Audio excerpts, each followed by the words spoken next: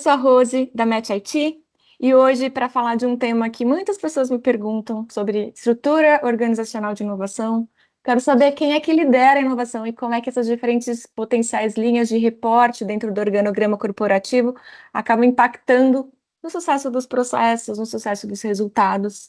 E para falar sobre isso, trouxe um mega especialista, que é o Jamil Farcat. Eu não sei nem como é que eu apresento esse cara, porque ele é empreendedor, advisor de investidor, professor da USP, líder de ecossistema. Então, enfim, Jamil, bem-vindo. Obrigada por topar esse papo com a gente. Legal, Rose. Obrigado você por estar contando aqui com a minha experiência, um pouco de experiência que eu tenho, para a gente poder falar para a comunidade do MatchIT, não só, sobre como é que as organizações devem caminhar para lideranças proativas e de resultados para a inovação. Muito bom. E se apresenta, conta aí, porque você viu que eu nem dei conta, né? Não sei nem como é que eu começo a te apresentar. Você tem 250 anos de experiência, então me ajuda aí, conta dessa experiência pra gente. Vamos lá, vamos lá. Deixa eu ver se eu consigo aqui uma pílula rápida resumir a minha experiência na área de inovação. Obviamente que é uma experiência em construção, a gente está sempre trabalhando, a inovação vem mudando, novos paradigmas vão sendo desconstruídos, quebrados, para poder realmente a gente trazer inovação, sobretudo para o nosso ecossistema brasileiro, que é um ecossistema ainda em evolução. Deixa eu começar, talvez, do futuro, aí eu faço uma volta no passado. Né? Hoje eu sou gestor de empreendedorismo e inovação da agência USP Inovação, que é o NIT, Núcleo Tecnológico da Universidade de São Paulo, chama-se AUSPIN, aqui na Exalc. A Exalc, para quem não conhece, é a Escola Superior de Agricultura Luiz de Queiroz, da Universidade de São Paulo, que fica baseado em Piracicaba. É uma escola com 123 anos, não me falha a memória, é uma escola que, de fato, fundou a Universidade de São Paulo. E nessa função, hoje, aqui eu atuo conectando as tecnologias, sobretudo as tecnologias Deep Techs, com grandes indústrias, com o ecossistema como um todo, para, de fato, se desenvolver inovação de impacto. Nessa função, hoje, aqui dentro da escola, dentro da Universidade de São Paulo como um todo, a gente atua promovendo o empreendedorismo na comunidade, sobretudo, incentivando alunos, a pesquisadores, a técnicos a desenvolverem seus empreendimentos tecnológicos, as suas startups, as suas spin-offs. Então, a gente atua com esse apoio. Esse apoio, muitas vezes, acontece já entrando um pouco em três grandes pilares, que é a capacitação, conexão dessa comunidade e a proteção da tecnologia que essa comunidade desenvolve para poder ir para o mercado muito bem protegida, resguardada aí dos ladrões da inovação, se eu posso dizer assim. E aí, nessas funções, eu entro aí também como convidado na área de docência, liderando algumas iniciativas de capacitação em empreendedorismo na universidade. Semestre passado, junto com o professor André Leme, da Poli, eu liderei a maior disciplina de empreendedorismo para a Universidade de São Paulo, para a graduação, com mais de 1.364, sendo mais exato, alunos inscritos. Então, a gente formou 370 grupos, a gente formou 370 ideias que vão avançar, acredito, durante a jornada de capacitação dentro da universidade para, de fato, a criação de startups. Então, a gente tem feito esse trabalho aqui na universidade. Paralelamente a esse trabalho dentro da agência USP de Inovação aqui na Exalc, Rose, eu tenho atuado também como pesquisador pós-doutoral em temas como internacionalização de startups, em temas também de desenvolvimento de ambientes de inovação, porque eu, como acadêmico, acredito de que a gente precisa fazer pesquisa para tomar decisões assertivas, para criar referência no tema e, com isso, criar uma massa cinzenta, de fato, que apoie a tomada de decisão de atores do ecossistema dentro das ações de empreendedorismo e inovação. Paralelamente a isso, também, hoje eu atuo como empreendedor na área de inovação, então eu tenho um laboratório, eu não falo tenho, porque a gente funciona numa estrutura organizacional ao qual a gente tem iguais deveres e direitos dos nossos líderes, então eu excluí aquela abordagem de C-level, então eu me considero um líder do laboratório com outros líderes de mercado e de academia que estão espalhados pela geografia europeia e brasileira, ao qual a gente apoia a implementação da agenda de inovação aberta dentro das organizações, desde pequenas startups, médias e grandes empresas. Tá? Hoje o laboratório vai fazer 1 ano de vida, e ele já é um laboratório que está credenciado em agências de fomento à pesquisa científica e inovação dos estados, como a FAPESP aqui no estado de São Paulo, como a FAPESB na Bahia, como a FAPESC na Paraíba. Então, a gente já está habilitado por essas fundações para poder trabalhar inovação aberta, aceleração, sobretudo, de startups. E isso tem sido digamos assim, uma boa entrada, uma boa validação dessas instituições para a gente trabalhar no ecossistema.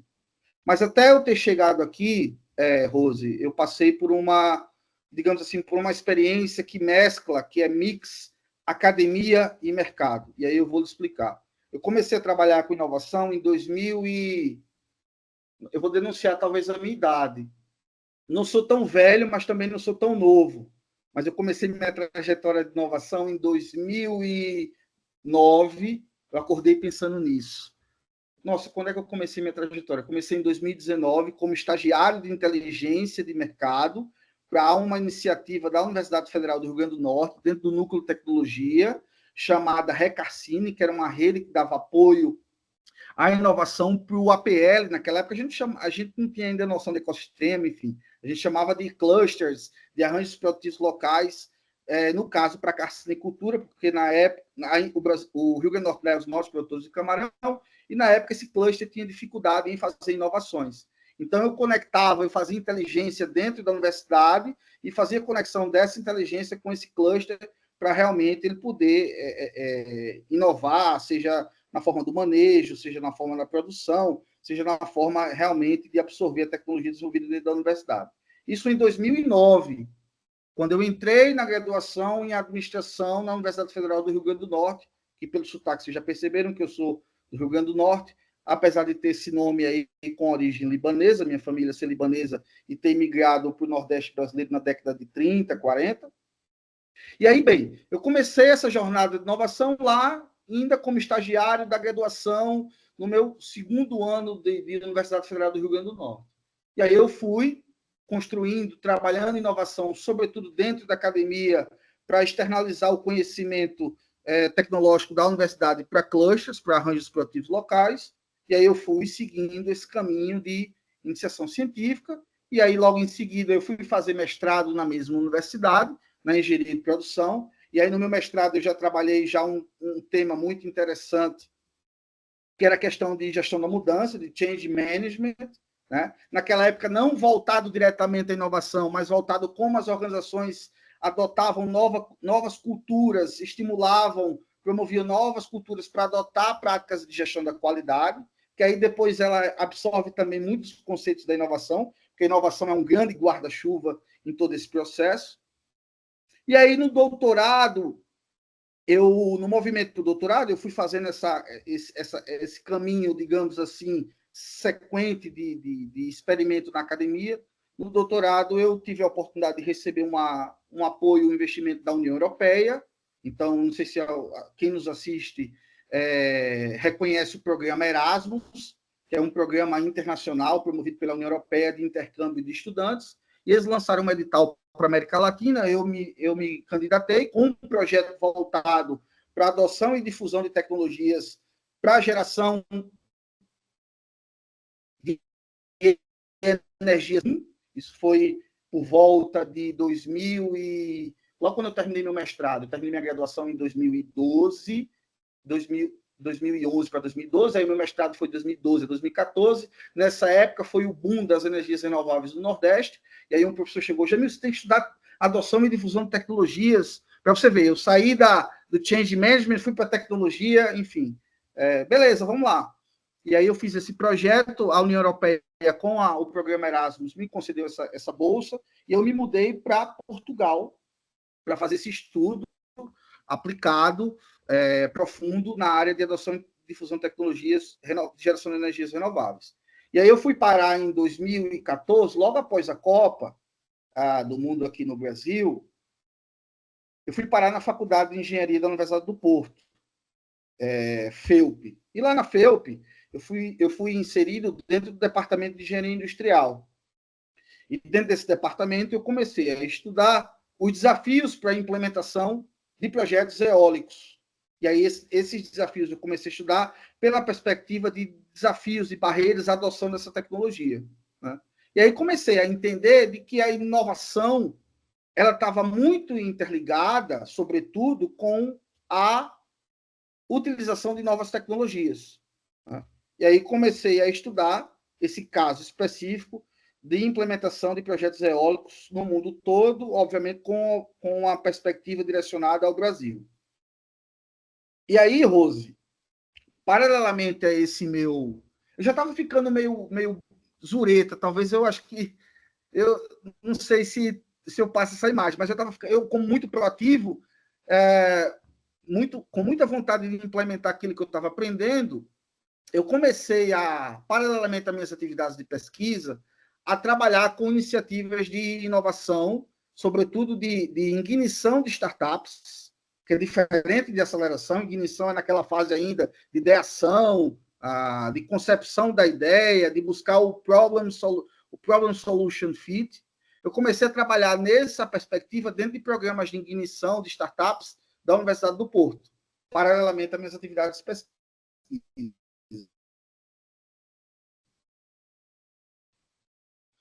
E aí foi quando realmente eu comecei a ter mais contatos. Nesse momento, eu trabalhei em 2 edições como elemento de negócios, como consultor da Universidade do Porto, Inovação, e do Inesctec, que é um grande instituto de ciência, tecnologia e inovação de Portugal, para poder apoiar, sobretudo, os pesquisadores dentro da universidade a converter suas pesquisas em ideias de negócio. E aí esses programas foram enriquecedores, porque eu comecei, de fato, a entender metodologias de inovação, relação entre grandes empresas, médias empresas e startups, para poder, de fato, criar novos produtos, novas tecnologias, enfim. E aí, isso, meados de 2017 e 2018. Nesse tempo, eu concluí o meu doutorado, e aí pensei, poxa, com toda essa experiência de estudo aprofundado em tecnologias, com essa experiência agora inicial na parte de ignição de startups, com esse movimento aqui do ecossistema empreendedor europeu, sobretudo português, eu acho que eu deveria voltar para o Brasil, como bom brasileiro, a gente tem que regressar, apesar de não ter essa obrigação por ter sido financiado pela União Europeia. Eu acho que eu devo voltar para o Brasil, eu devo conduzir trabalhos na área de inovação, não necessariamente ser um professor dentro da universidade. E aí, com essa vontade, com esse anseio de implementar todo o meu conhecimento para o mercado, eu comecei a trabalhar dentro do ecossistema em várias organizações de renome, já consolidadas no ecossistema brasileiro, sobretudo com interação com grandes empresas. E aí eu comecei a fazer programas de inovação, seja do foco mais intraempreendedorismo, do foco mais de conexão com startups, com mais no foco de implementação de projetos inovadores em grandes empresas dos mais diversos tipos. E aí eu não vou citar aqui, mas eu já trabalhei com grandes petrolíferas, grandes siderúrgicas, grandes construtores civis, grandes indústrias de alimentos, implementando programas de inovação dos mais diversos tipos. Desde a parte de sensibilização, de capacitação, de educação corporativa para a inovação, até já a parte um pouco mais avançada de conexão com startups, com desenvolvimento também, alguns programas com desenvolvimento de projetos específicos, build suites tecnológicos entre startups e grandes corporações. E aí eu fiquei durante aí 2019, 5 anos aí trabalhando no mercado dessa forma, com organizações consultoras, com organizações assessoras de inovação, em contato com essas grandes corporações. E aí, em 2023, aí eu ficava na ponte Brasil-Portugal, sobretudo no Porto e no Nordeste, utilizando muito dessa virtualização do trabalho, do home office, para trabalhar reportando para São Paulo, para Belo Horizonte, que é onde essas consultoras estão, trabalhando de forma remota. E aí, quando foi em 2023, eu comecei uma trajetória de retorno para a universidade. E aí eu fui convidado para a SPM para planejar um Master em Economia Circular e Inovação, E aí a gente tirou isso do papel. Aí eu fui convidado também pelo pessoal da UFPB para começar um pós-doc em João Pessoa na área de internacionalização de startups. Enfim, e aí eu comecei a perceber uma necessidade minha de voltar para a universidade, sobretudo, para investigar alguns fenômenos, para poder me apropriar do conhecimento profundo, para poder voltar para o mercado e falar, de fato, algo que não seja trivial nem banal. Porque o que a gente vê hoje muito no mercado são organizações que trabalham em inovação, fazendo muito no learn by doing, sem ter ali um backstage mais profundo de conhecimento, enfim. E eu, como acadêmico por natureza, eu fiz esse movimento de retorno para a universidade, sobretudo para poder me apropriar melhor dos conhecimentos e trazer melhor, adicionar mais valor, uma massa cinzenta mais profunda para quem faz inovação na Ecosistema.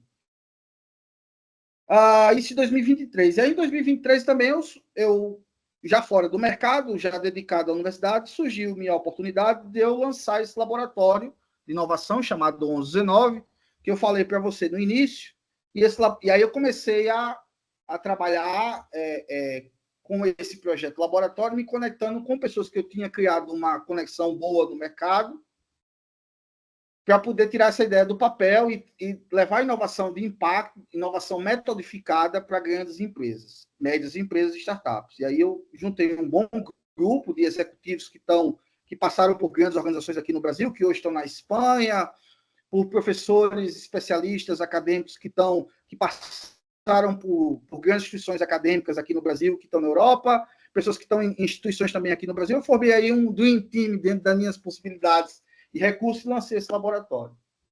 E aí, eu tocando o laboratório, quando foi, só para vocês entenderem, chegando até esse momento que eu estou. Quando foi em 2024, no início do ano de 2024, eu fiz uma seleção bastante competitiva, como é tudo aqui dentro da Universidade de São Paulo, para fazer parte desse grupo na agência USP Inovação. Fui selecionado e aqui vim parar. Tá? Então, essa é a minha trajetória, Rose. De 2009, lá na FRN, até 2025, aqui na agência USP Inovação, na Exalc USP, em Piracicaba. E aí, só para concluir, se eu for pegar essa experiência acadêmica e de mercado, tudo alicerçado por uma grande trajetória de formação de competências minhas, tanto hard como soft skills. Então, eu passei, como eu falei para vocês, por graduação em administração na UFRN, trabalhando minhas hard skills, passei pelo mestrado também em Change na Engenharia Profissional UFRN, depois de fazer o doutorado na Universidade do Porto, na Faculdade de Engenharia, trabalhando na hard skills para inovação. Depois, paralelamente, eu fiz vários cursos de verão, de inverno, para trabalhar minhas soft skills em empreendedorismo. Então, eu passei pela nova School of Business Economics de Lisboa, a nova SBE, fazendo curso de especialização lá, pela Porto Business School, para ter mais uma formação executiva nessa minha componente, digamos assim, nesse meu pilar principal acadêmico. E aí tudo isso foi me complementando como um profissional sempre, digamos assim, faminto por conhecimento. Então, hoje eu acredito que eu estou ainda, obviamente, num caminho de evolução, mas com já algumas experiências interessantes para compartilhar.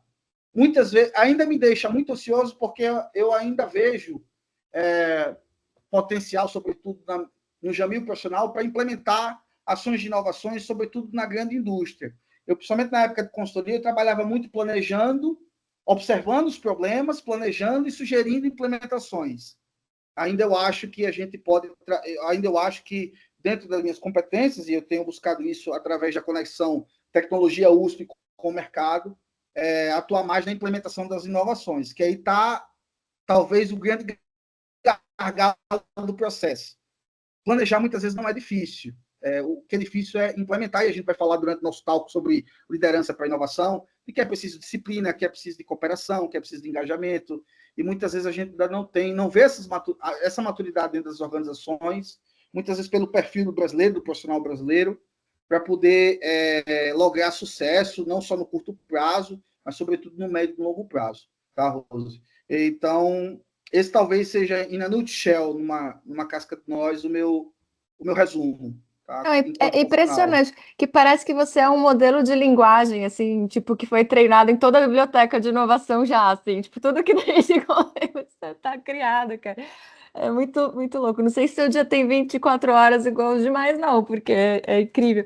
Mas trazendo tudo isso que você passou, de academia, de administração, de mudança, de grandes empresas, de Brasil e Europa, enfim, é, como é que você vê os diferentes papéis, né, de inovação, assim, de quem lidera a inovação, de estruturas de liderança de inovação, impactando, né, no final, a sua visão, né, tipo de, de potencial de execução, de realização, de transformação, principalmente, sim, porque as coisas foram mudando, né, de 2009 para cá. Então, como é que isso se aterrissa na sua visão sobre a liderança da inovação? Tá, vamos lá. É uma pergunta bem ampla, uma pergunta que não é fácil, que não tem receita, que não tem, digamos assim, um checklist definido do que eu preciso fazer para ter, de fato, uma liderança proativa, uma liderança que engaje, que entregue resultados de inovação, que construa, não falo construir, mas transformar uma cultura para a inovação, que cultura você não constrói, no final das contas. Você transforma, ou seja, chegou ali na organização, ela já existe. Sobre essa questão da liderança. Ah, eu acho, eu vou substituir a palavra acho pelo penso, que traz uma conotação mais segura, mais enfática. Eu penso que a liderança para a inovação, ela tem que, sobretudo, antes de começar, aí a liderança no papel de pessoa, no papel de departamento, no papel de C-level, no papel de organização como um todo.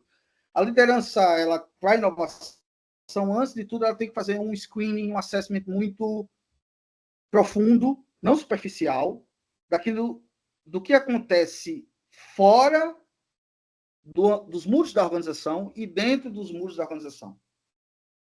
Quando eu falo isso para moldar as ações, os valores, os pressupostos que vai fundamentar as ações de liderança. Tá? Então, e aí eu posso acrescentar um terceiro pilar, que é o perfil do líder para a inovação. Ele tem que ter um perfil diferenciado, ele não pode ser burocrata, eu já chego lá. Tá? Mas eu acho que o líder para a inovação, o que eu venho observado, tanto estudando, isso eu estou falando não é de boca para fora, não é de achismo, é o que eu venho estudando na literatura desde muito cedo da minha carreira, o que eu venho observando nas grandes organizações, quando eu desenvolvia planejamento para eles, para algumas empresas aqui do Brasil, quando eu via, sobretudo observando, eu como consumidor, como cliente crítico, olhando, observando estruturas, papéis, enfim, porque tudo tem, na construção da minha opinião, Rose, só para deixar bem claro, tem, sobretudo, um fundamento teórico, tem um fundamento observacional de componente da sociedade, de consumidor, e também tem uma experiência apesar de não ser profunda, de eu não ter implementado, mas de eu ter planejado programas de inovação para grandes corporações, de como é que isso funciona no dia a dia delas. Tá? Então, o primeiro ponto, voltando aqui, o líder para a inovação, aquela pessoa, aquele grupo de pessoas que vai liderar a inovação, ele tem que olhar para o ambiente externo. Tá? E aí, no que ele olha para o ambiente externo, ele vai refletir. Como as organizações competidoras estão liderando essa pauta de inovação? Quais são as estruturas que eles adotam para poder implementar as ações de inovação? Fazer essa reflexão externa, porque eu não estou sozinho no mundo, ninguém nasce só. A gente está no mundo com mais de bilhões de pessoas, aqui no Brasil são 250 milhões de pessoas, aproximadamente, milhares de organizações, enfim. Fazer essa leitura do ambiente e entender como é que esse ambiente externo se comporta. Como é que ele vem liderando inovação? Tá? Depois eu preciso olhar para o meu ambiente interno de liderança de liderança de inovação. E aí olhar, sobretudo, para as pessoas. Então, o líder de inovação ele tem que conhecer o porteiro, falar com o porteiro, saber como é que é a rotina do dia, quais foram as dores que ele sentiu, ter empatia, sobretudo com as pessoas que ele vai liderar. Desde a menina do porteiro, da menina da limpeza. Parece ser óbvio, mas é ter uma visão profunda daquelas pessoas que estão ali ao seu lado.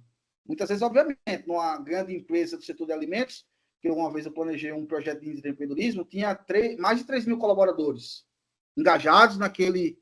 É uma das grandes empresas do setor de alimentos, a gente bebe o café deles quase todo dia, eu pelo menos eu bebo, estou aqui bebendo o café deles. É legal quando você está consumindo um produto de uma empresa que você já fez alguma contribuição.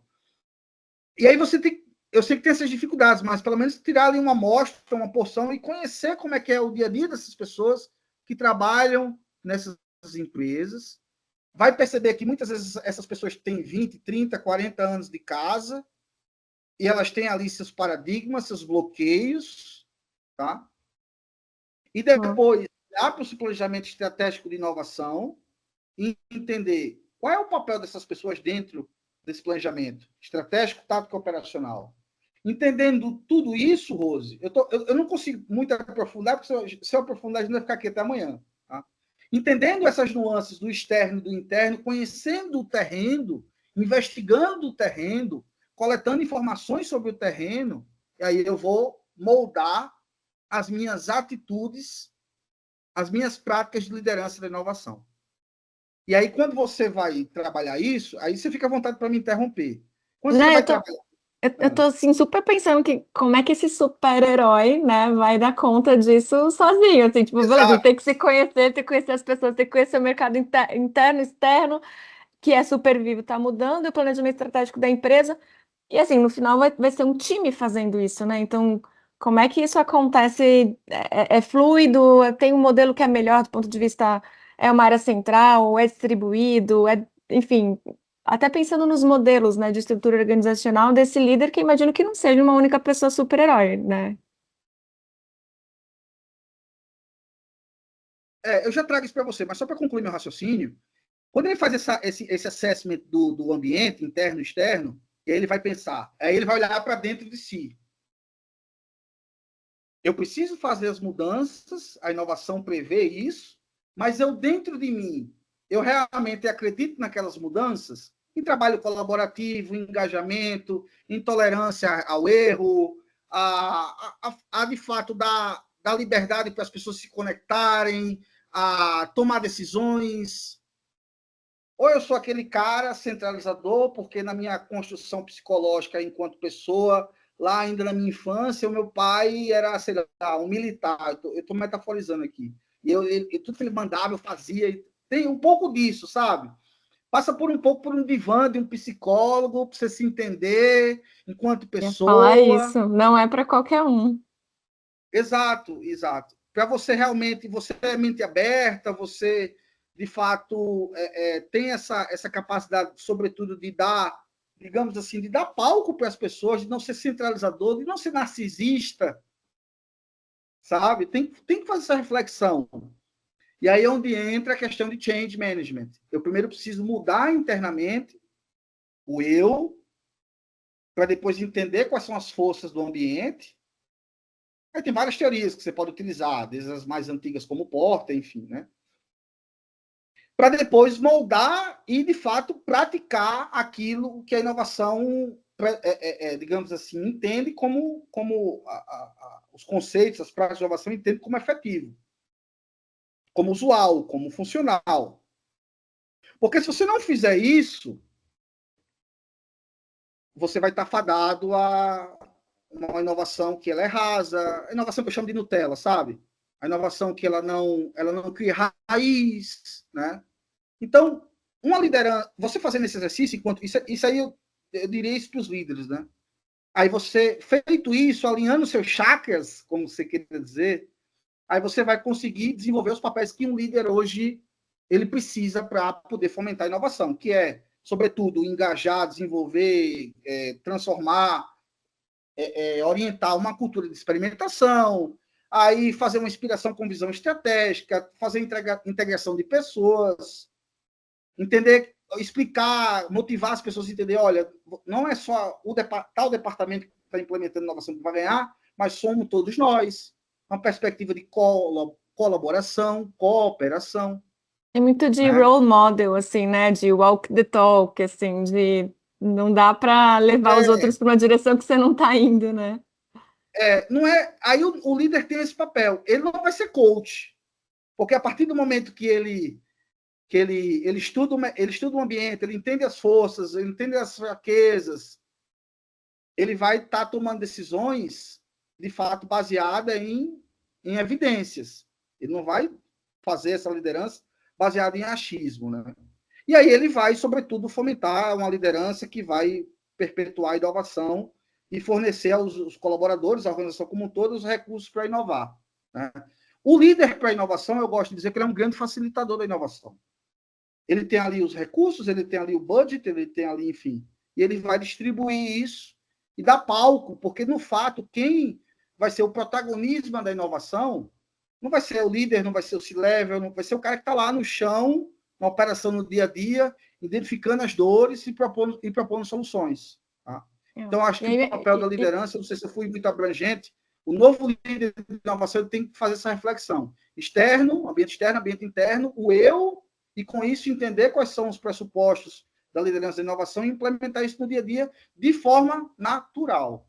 Ele não pode, só porque eu ganho um salário de 30, 40, 50 mil, enfim, que eu tenho boletos para pagar, eu vou fazer isso porque é meu cargo. Não, eu tenho que fazer isso porque ele tem que acreditar que faz parte dele promover a inovação. Ele inova no dia a dia dele, mesmo enquanto pessoa, ele vai somente transpor essa mentalidade para a organização. e é legal que você traz nesse aspecto um olhar muito do pilar de pessoas, né, da própria pessoa do líder. E aí, puxando o tópico que eu estava querendo trazer também, de organização, né? Então, além da pessoa do líder, processos ou estrutura organizacional que ele tem de apoio, ferramentas, né? Quais são os modelos, né, que você já viu na indústria, principalmente, né, operando? Tá, legal. Modelos, basicamente, existem três, tá? Que é um modelo mais centralizado, mais top-down, tá? Então, tem um departamento lá, que pode ser muitas vezes vinculado à direção executiva dessa organização, mais vertical, e aí o cara vai, o líder de inovação, que aí já tem algumas empresas que é legal, porque já pega esse líder de inovação como um VP, um Vice President de inovação, às vezes tem um presidente, tem várias VPs embaixo dele, e uma dessas VPs é, sei lá, finanças, operações, e uma VP é inovação, né? E a inovação está muito ligada é bom ressaltar isso, ao presidente, ao C-level maior, porque ela está ali muito no entendimento de que é algo estratégico, é algo mais guarda-chuva, mais umbrella, então o cara está fazendo essa ligação. Existe essa abordagem mais centralizada, mais vertical, o que é natural, dado o histórico cultural das organizações brasileiras, de organizações ser mais fechadas, enfim, né? Mais verticalizadas, em ter aquela cultura de manda quem pode, obedece quem tem juízo. Até hoje, aqui próprio na agência da USP de Inovação, um exemplo trivial que pode ser compreendido, não, na verdade, a gente vê como um todo, né? Você vai falar com seus superiores, você chama ele de chefe, né?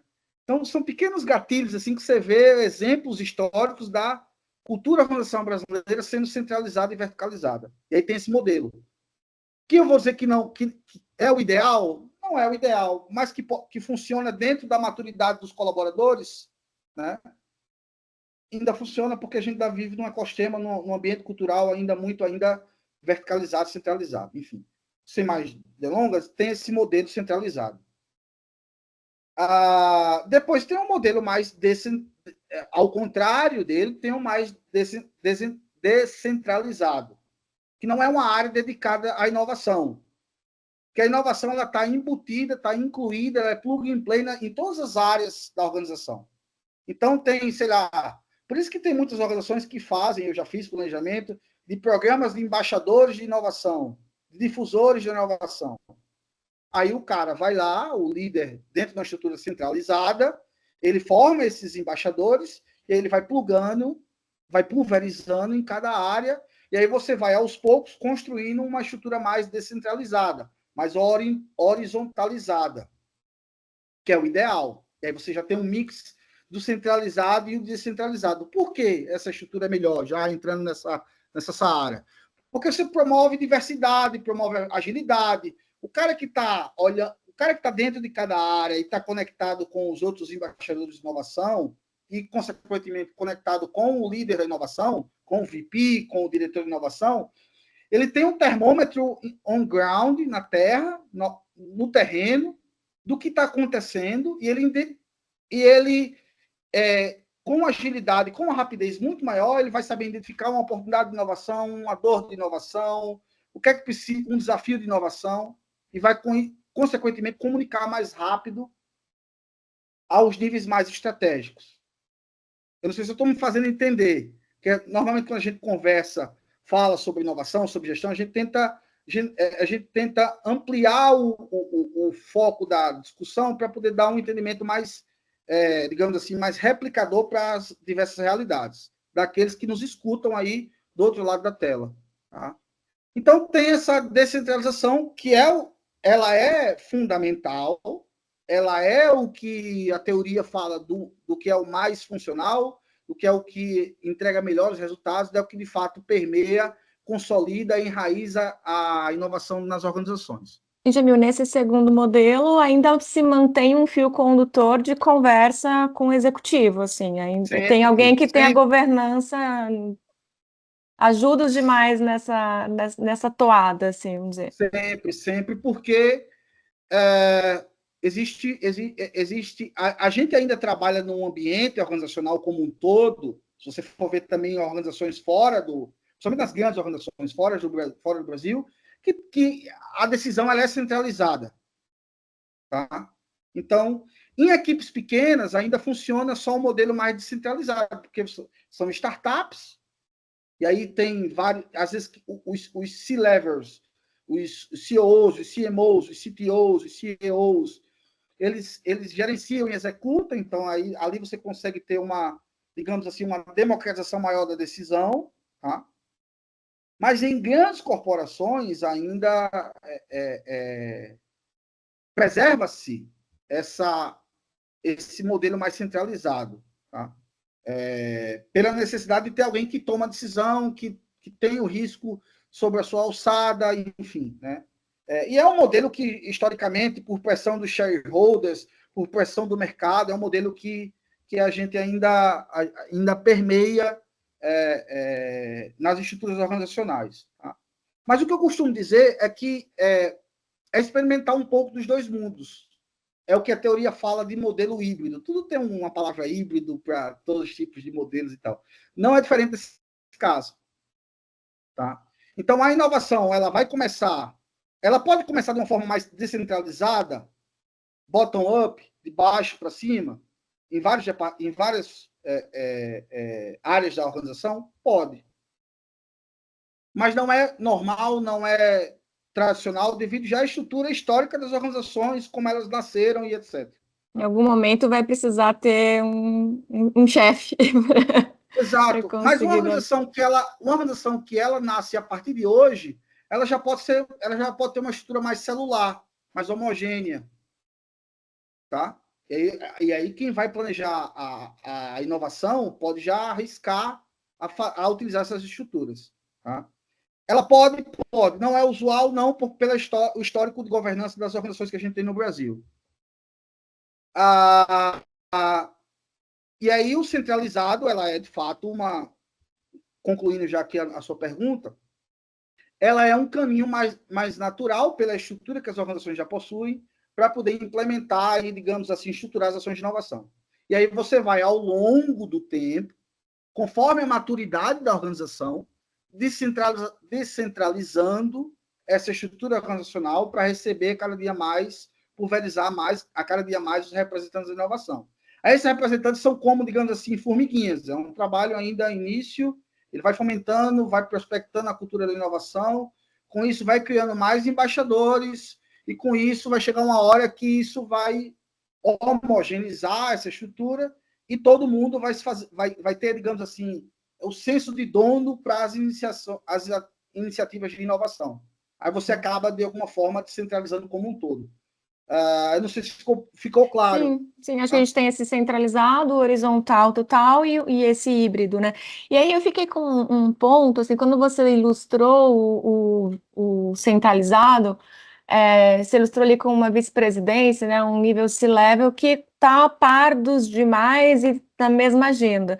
Eu cheguei a ver, né, no mercado, também na minha trajetória, algumas situações em que isso é quase que um spin-off, assim, tem um lab de inovação num outro lugar. Então, ele está no mesmo nível hierárquico, mas ele opera como uma célula separada, e aí a conexão com a estratégia do negócio parece que dá um tilt, assim. Eu também já denunciei na idade com a gíria. Mas dá um Aham. bug, e aí fica aquela coisa, eles e a gente, assim, como é que você vê essa conexão com a estratégia da companhia quando você tem esse modelo, né, centralizado, mais apartado, enfim. Tá. Boa pergunta. Hoje, se você pegar mesmo, se você entrar nos sites das empresas mais tradicionais, principalmente aquelas que passaram por IPO, e que eram públicas e tornaram-se privadas, aí você entra naquele site institucional, né? E aí eles têm lá o desenho do organograma, e aí você vê muitas vezes a área de inovação, não abaixo da presidência, mas ela aqui conectada entre a presidência e as demais áreas, com uma certa autonomia. E, de fato, essas áreas têm que ter autonomia. Autonomia tanto para executar a estratégia da empresa, mas, sobretudo, para propor novas estratégias para essa empresa.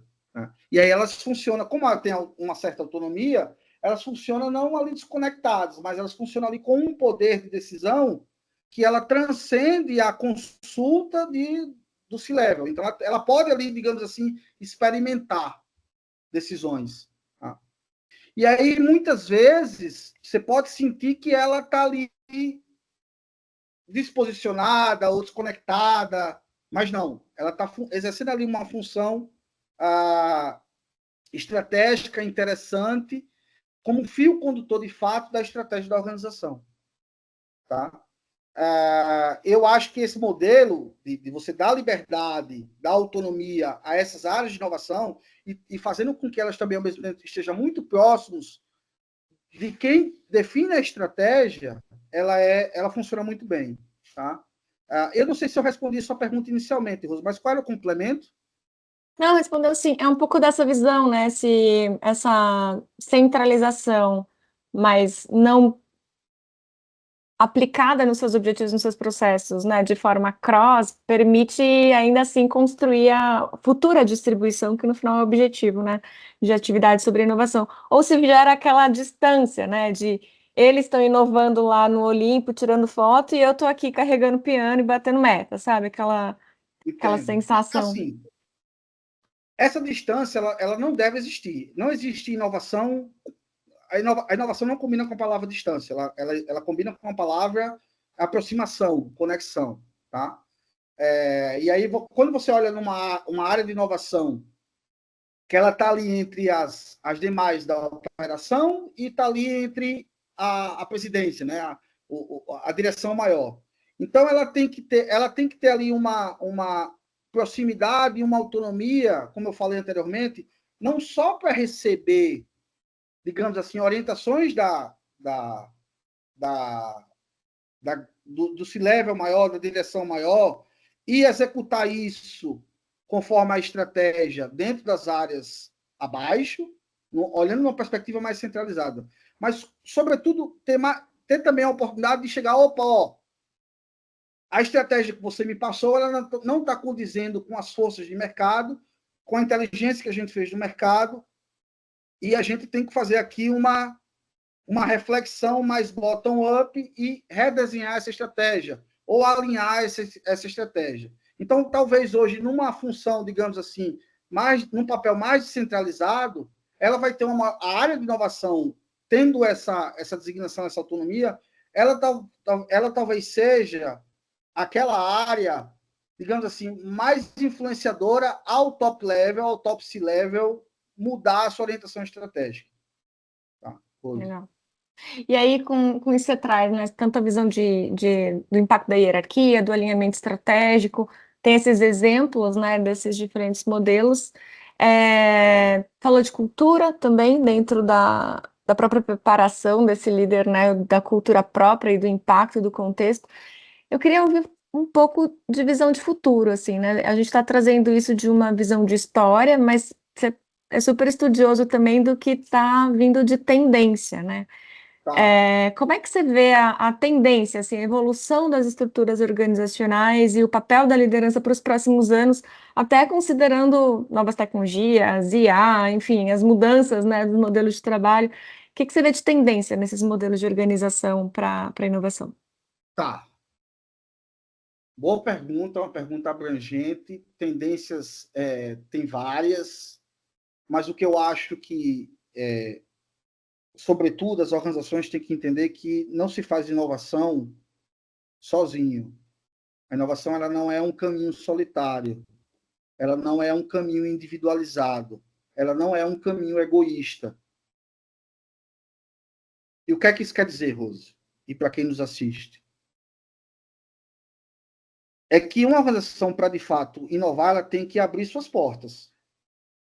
E ela tem que entender, sobretudo, de que abrir as minhas portas não quer dizer que eu vou cercear a minha capacidade de competição.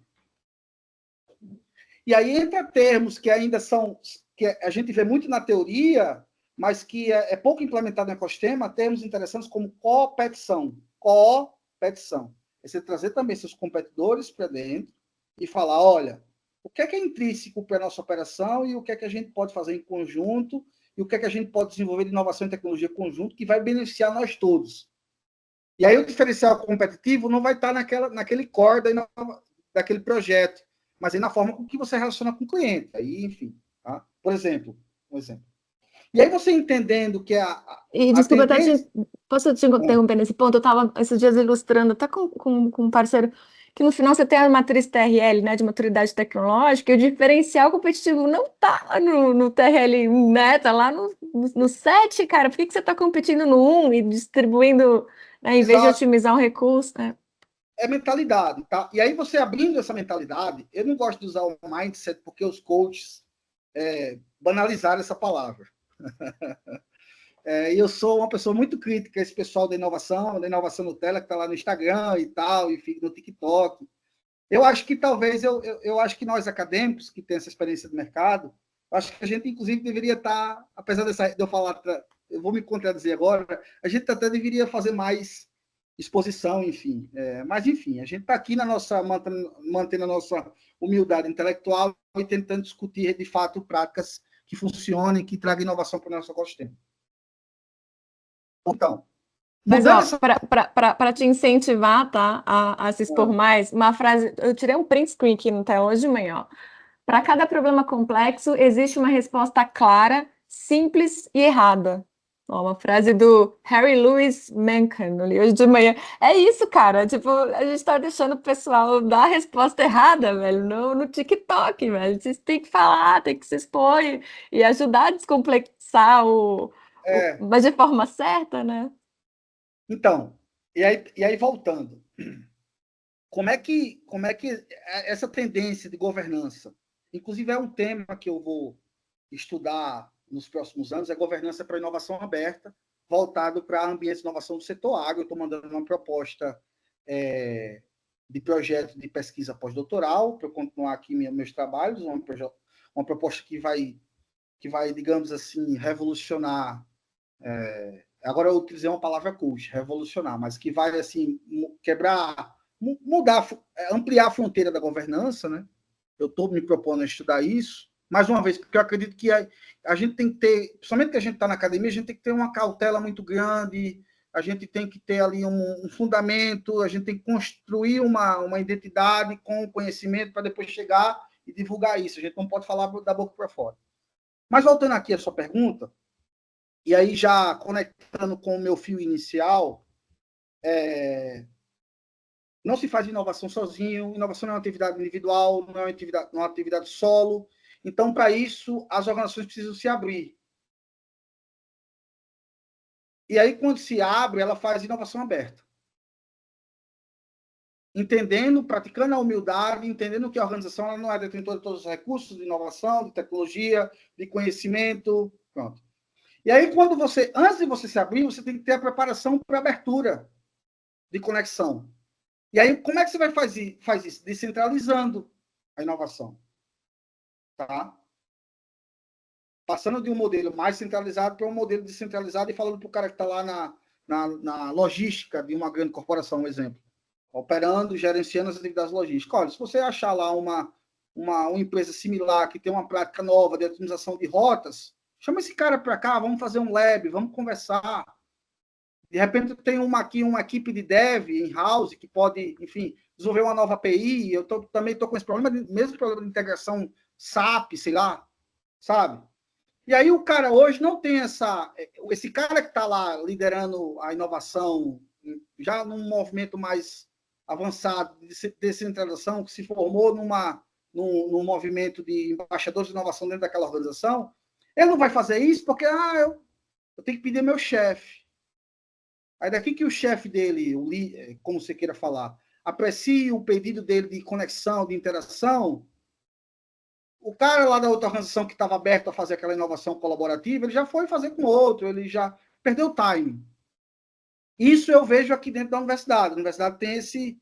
para eu poder, enquanto agente de inovação aqui na Exalc, para fazer uma cooperação com uma grande indústria, inclusive a gente assinou um contrato com a Big Tech chinesa para desenvolver tecnologia e experimentar aqui dentro da Exalc, até que eu chegasse, já trazendo experiências reais, até que eu chegasse a esse movimento de conexão, eu tive que consultar o coordenador da agência, eu tive que falar com a presidenta da Comissão de Pesquisa e Inovação, eu tive que consultar a diretora da Exalc, eu tive que mandar esse processo para a reitoria, foi passado por uma congregação, bababá, tá? Então, o que eu vejo de tendência para poder diminuir o tempo, facilitar as interações, é a maior horizontalidade e fomentar redes de conexão. Porque inovação não se faz sozinho. Tá? Primeiro ponto. Segundo ponto, eu acho que tudo que se faz de inovação dentro de novos modelos de governança tem que ser, sobretudo, baseado em dados. Principalmente naquelas organizações que estão ainda provando as suas áreas de inovação, que tem líderes com mentalidades ainda mais antigas, que falam, esse negócio de inovação, a gente não precisa, nosso cliente não exige isso, principalmente em mercados mais periféricos, como o mercado nordestino, a região nordeste, a região norte. Se o cliente não existe, se o consumidor não exige, para que eu vou inovar? Né?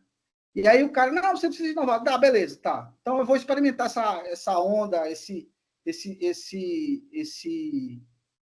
essa tal de inovação, vou experimentar. Mas você, líder de inovação, você tem que se provar em 1 ano. Senão você está fora da minha operação. Tá? E aí o cara, com essa pressão, ele vai ter que fomentar a inovação, decisões de inovação baseadas em dados. Porque ele não tem, digamos assim, room, né? No inglês é room, espaço para errar. Tá? Tem que trazer um retorno, um resultado, ainda que seja um quick win, né? Mas tem exato, que ser... isso acontece muito. E aí, nesse processo de governança, ele vai precisar de dados, vai precisar fazer big data, análise de big data, e aí entra AI, né? Então, hoje a governança, ela está muito também fundamentada, ela recebe um apoio muito grande dessas novas tecnologias, sobretudo a inteligência artificial, tá? Mas saber utilizar de forma estratégica, também não confiar tanto nessa inteligência artificial, que ela não é tão inteligente assim, então ela também pode nos induzir ao erro, tem que ter muito cuidado também. E aí os líderes, sobretudo nessa nova governança, Rose, eles vão precisar saber dialogar, ter uma análise crítica do que vai absorver de tecnologia e do que essas tecnologias absorvidas, o que é que eles podem associar isso à cultura, levar até as pessoas e subir para a estratégia para que, de fato, seja adotado, não só no curto, mas no médio e longo prazo. Tá? E aí... Você falou, então, a gente tem um tema de horizontalidade, né, com as redes, os processos de decisão e dados. Tá. E a coisa da cultura também, né? Você trouxe lá no começo até para amarrar. Não é coisa, é a coisa. A A cultura é a coisa. coisa. É o big deal, exato. É o big deal do processo. Tá? E aí você vê que nessa governança, já entrei nessa parte de cultura, muita gente está atrás do computador. Inclusive, faz tempo que eu não lhe vejo. Isso é ruim para o processo de inovação. Tá? Eu não sei se eu sou Gringe, como os Cringe. novos. Gringe, é isso? Acho... Outro dia numa aula teve essa juventude é interessante, que ela, não que eu não seja jovem, ainda me considero jovem, apesar que meu IMC, meu metabolismo, ele não concorda comigo, mais dessa minha juventude, mas a gente, outro dia numa aula, um aluno fez, professor, você tá, como é que ele falou? Você está coringando. Coringando é, Essa eu digamos nunca assim, ouvi. tem aquele filme Coringa, que na hora que ele se estressa, que ele solta as cachorras e tal, coringar é sair ligar enfim, né? Então, assim, só fazendo aqui uma brincadeira à parte, desses novos métodos de trabalho, enfim, onde está essa juventude, a tecnologia aproxima, mas ao tempo que ela também distancia, tá? Que é o trabalho remoto, o trabalho virtual. E aí, como é que dentro dessa governança o líder vai engajar, vai fomentar a cultura da inovação, vai fazer com que o cara desperte a curiosidade para buscar ali entender problemas que ele tem na área dele, E né? a falta de paciência também, né, do digital. Então, assim, ninguém quer aprofundar nada, assim, beleza, pim, É, e vamos assim, lá. e hoje, quer que eu fale a verdade? Hoje eu vou entrar nessa área aqui, sem tentar politizar tanto, mas a gente está num ambiente tão frágil de relacionamentos, não só no pessoal, mas no profissional sobretudo. Então, hoje, para você contratar e desligar uma pessoa, é muito fácil. Você não precisa mais ter aquela papelada toda, passa do RH. Não, o cara é PJ, desliguei e tal, enfim. Então, essas novas relações de trabalho, você não tem mais onde eu quero chegar? Não tem mais uma continuidade de relações. Aí você perde, muitas vezes, a escada será que eu posso falar assim? Enfim, deixa eu pensar aqui num termo interessante. A Uma escada, a jornada, evolução do assim, a conhecimento, jornada. a jornada do conhecimento. Né? Então, eu, como líder de inovação, eu vou trabalhar essa continuidade, esse desenvolvimento das pessoas, da cultura em prol da inovação. Tá?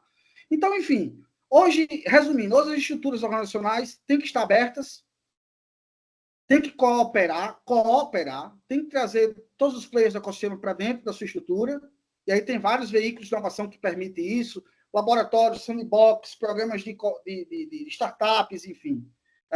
Obviamente que as grandes empresas, principalmente aquelas do setor mais químicos, e aí é cheio de NDA, de non-disclosure agreements, etc. Está todo mundo preocupado em roubar. Só que o que eu falo para essas organizações, olha, ninguém tem tempo para executar a sua ideia de inovação.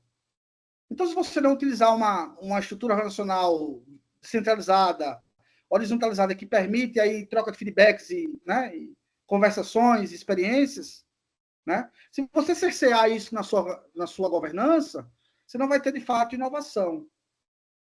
Enfim, então, acho que a tendência é mais abrir mais, acreditar mais nas pessoas, confiar mais nas pessoas. Trust ela é uma palavra-chave para vendas, para operação, sobretudo para vendas, para operação, para inovação não é diferente. Tá? Então, eu acho que as estruturas nacionais têm que trabalhar nesse e sempre estabelecer, que é um clichê, mas uma relação ganha-ganha, win-win.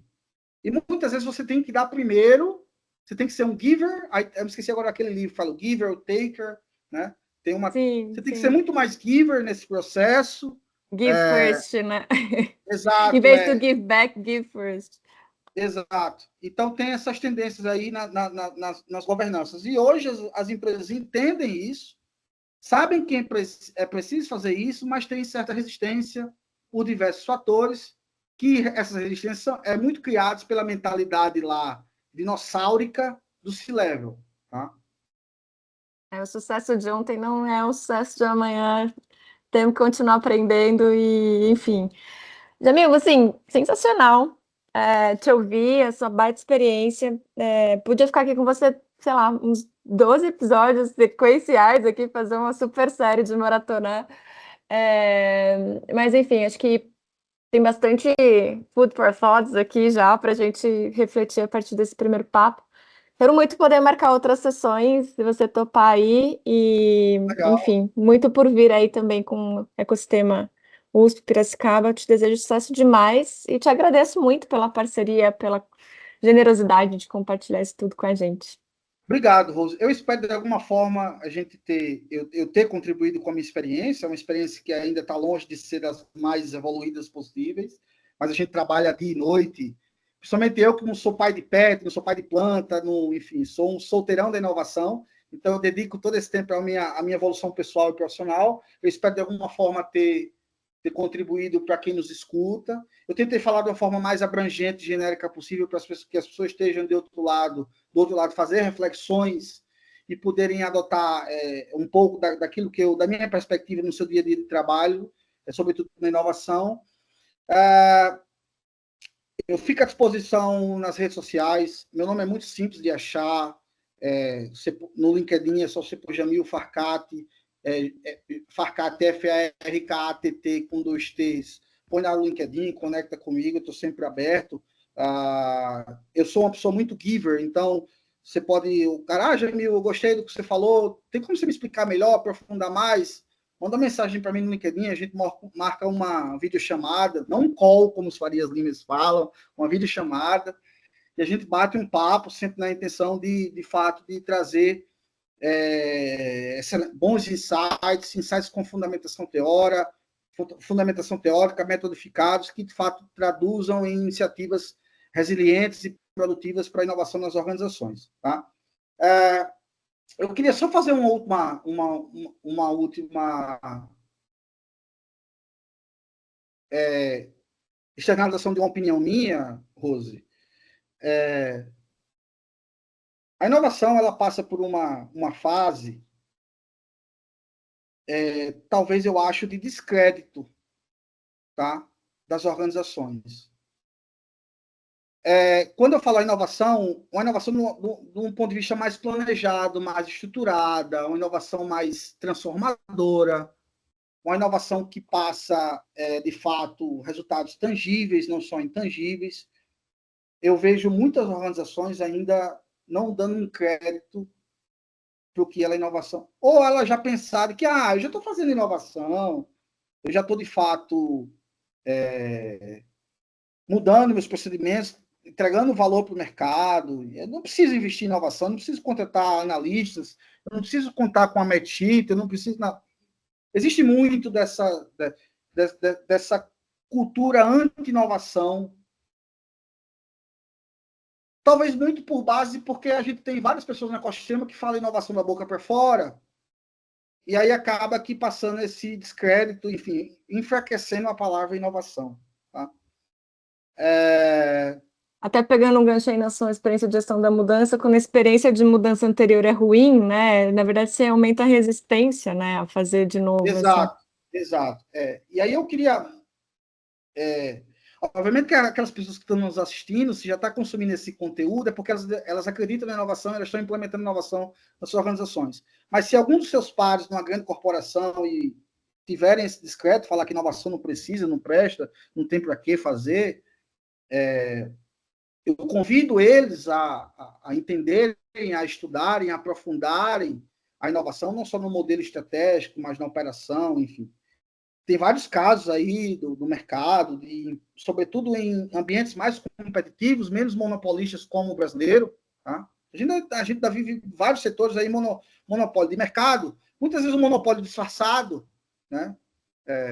Mas existe, que as pessoas acham que não precisam inovar, enfim, aí levam discreto e tal.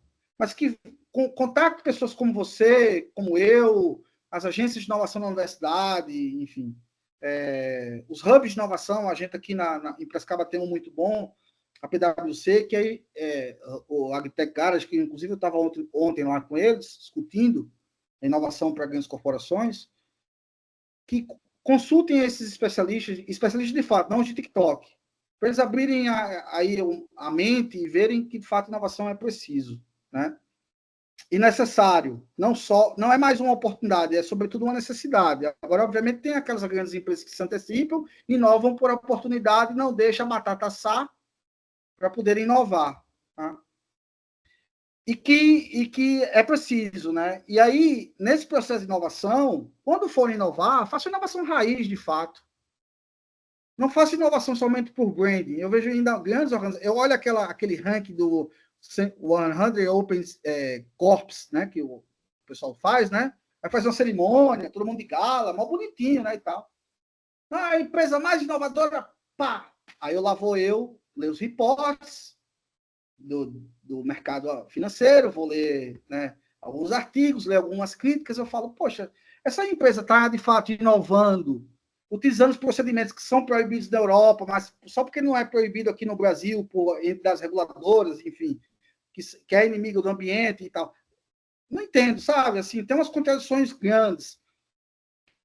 E, de fato, elas não estão inovando, de fato, com o mote principal, que é entregar valor para a sociedade, que é entregar valor para o meio ambiente, que é dentro do triple helix, quer dizer, é dentro do quinto helix, né? Que a gente não tem que olhar mais inovação não só pela perspectiva de corporação e empresa, e mercado, indústria e universidade, não. Tem que olhar a inovação correspondendo às necessidades, os anseios dessa quarta dimensão do quadro Helix, que evoluiu hoje para uma quinta Helix. Que, no final das contas, a gente tem que fazer inovação voltada para endereçar os desafios do ambiente como um todo. E aí, esse pessoal faz o quê? Eu não sei como é que na sustentabilidade o pessoal fala greenwashing. Eu não sei se green, innovation wash, não sei, eu vou ver se tem algum termo assim. Mas o pessoal está muito fazendo inovação Nutella, tá? Sem, de fato, entregar valor para a sociedade. E aí, O palco, o tapete vermelho são importantes, né, como um reforço, um reconhecimento, mas a coerência é essencial, né? Porque senão, ciclo após ciclo, vai cair em descrédito e aí vai ter o efeito exato, rebote, né? A coisa contrária, em vez de abrir aulas, vai ter aquele fim, né? Tipo, ah, beleza, agora não acredito mais, né? exato. Então, tem muitas organizações que fazem inovação por mero branding. Ah, eu sou uma organização descolada, eu quero atrair jovens talentos. Não que não seja isso não que isso não seja uma componente plausível que se deve trabalhar. Deve-se trabalhar employer branding e tal, mas no fato, não ficar com essa inovação rasa, fazer de fato inovações disruptivas. E isso requer, sobretudo, pessoas. Os 4 grandes recursos de inovação: pessoas, tempo, dinheiro e equipamentos e tecnologia. Tá? E eu acho que é preciso ter investimento para isso. E disciplina, sobretudo. Disciplina para o líder de inovação e recurso para o líder de inovação e fôlego para ele trabalhar no médio e longo prazo. Tá? E Resiliência, né? Não vai acontecer para o mês que vem, para o trimestre que vem. inovação é disciplina, sobretudo, porque você coordenar uma equipe diversa para encontrar convergência no meio de divergência, inovação é sobretudo isso. Encontrar convergência no meio de divergência. Não é uma atividade fácil. E hoje eu vejo muito grandes empresas, Rose, fazer uma inovação Nutella. Não é uma inovação profunda, não é uma inovação raiz, não é uma inovação transformadora, não é uma inovação que vai quebrar paradigmas, que vai mudar o rumo estratégico de atuação das organizações. Tá? Eu vejo isso, eu tenho ficado aqui nos bastidores, aqui no backstage, bastante crítico. Eu vejo o nosso ecossistema pulverizado aí de falsos profetas de inovação, isso tem que ter uma visão muito crítica, tá? Eu uso esse termo muitas vezes. E eu acho que é isso. Minha mensagem final é para que aqueles que trabalham em inovação continuem trabalhando, mas uma inovação de fato deep, profunda. Então, converse, aí já puxando a sardinha, converse conosco da universidade, porque não se faz inovação deep, profunda, disruptiva, sem conhecimento profundo acadêmico. Tá? Eu sei que a gente, fazendo a minha culpa, a gente tem essa dificuldade de time, de aceleração, enfim.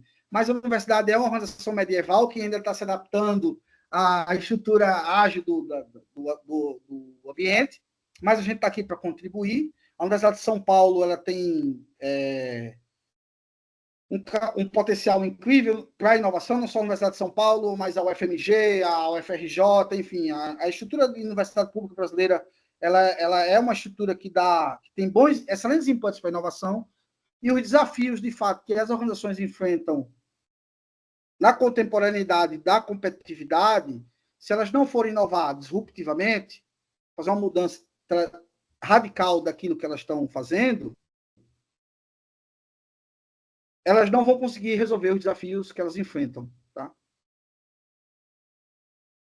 E aí fica a minha mensagem, Rose, talvez eu tenha estendido um pouco mais nesse final, mas é ser mais crítico, não desacreditar na inovação, fazer um planejamento estratégico, conversando com o ecossistema, universidades, empresas, startups, trabalhando desde o início da jornada, sensibilização, aculturamento, transformação cultural, capacitação, e aí você começa com um programa de intra, e vai sensibilizando, aí vai transformando ideias em boas soluções, aí o seu ecossistema interno de sua organização já está mais maduro, aí evolui para um programa de relacionamento com startups, aí você vê que o negócio está ficando bom, as startups estão resolvendo os problemas, aí você já conecta com pessoas do Intra, já cria spin-offs da sua organização, de repente você já está vendendo soluções criadas dentro da sua organização, em parceria com startups, para competidores. Olha que maturidade do ecossistema que a gente está falando, né?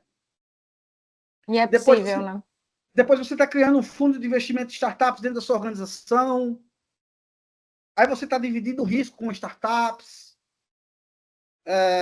tá? E você vai criando uma economia mais forte, mais descentralizada, porque se você observar as grandes economias, os grandes líderes de inovação, a cada dia a gente tem mais players grandes, médios e grandes, então a gente tem que usar o pequeno, a gente tem que ajudar o pequeno a evoluir. Isso a economia, a sociedade como um todo ganha. Tá? Aqui no mercado a gente está vendo a concentração de inovação, de investimento em inovação, na mão de poucos players. A gente tem que pulverizar, diversificar isso. Isso passa, sobretudo, por essa evolução, essa experimentação da inovação desde das médias e grandes empresas, nesse caminho aí rápido do que eu falei, de vários veículos de inovação, pouco a pouco, construindo uma identidade de inovação. Tá, Rose? É isso. Foi muito bom esse complemento. Não estava na temática-chave, mas no final é isso, né? Não adianta a gente ter a liderança pronta, o processo desenhado, né? O organograma, e aí esperar 5 minutos, né? Ter aquela paciência de TikTok que não vai funcionar. Vamos dar uma aprofundada e ter resiliência. Muito, muito bom. Obrigada mesmo. E não some. Vamos nos encontrar pessoalmente também, que eu quero saber mais desse café. Aí você fez propaganda dele, ó. Então já fica um convite para gente tomar um café junto presencial em breve. Legal, Rose. Muito obrigado pelo convite mais uma vez, pela oportunidade de estar externalizando um pouco da minha visão, de conhecimento para a comunidade MedChit. A gente aqui dentro da agência USP Inovação, dentro da Exalc, da nossa Escola Superior de Agricultura Luiz de Queiroz da Universidade de São Paulo, está sempre aberto para fazer boas parcerias com pessoas que levam a inovação a sério, que levam a inovação profunda, como você entrega para o ecossistema. Parabéns pelo seu trabalho e continuamos sempre à disposição, tá bom? Arrasou. Vou deixar seu LinkedIn no texto em algum lugar que vai ficar aqui, hein, ó. Que o Legal. pessoal te achar. Obrigado, Rose. Tchau, gente. Obrigada. Que nos assistem, um até breve e estamos sempre aqui abertos à conexão. Até breve.